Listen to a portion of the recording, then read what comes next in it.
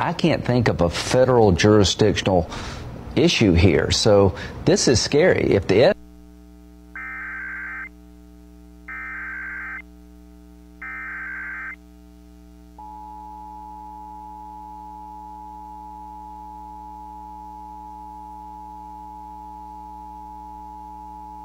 The Montana Department of Justice has issued an Amber Alert for a white 2016 Kia Soul, Montana license plate DEK798. Vehicle was stolen with baby inside in Hardin, Montana at 5:28 p.m. The baby is a 1-year-old white male, Hector Espinoza, 2 foot 5 inches, 20 pounds with brown eyes and brown hair. He was last seen wearing a red shirt, navy blue Cubs sweatpants, and no shoes.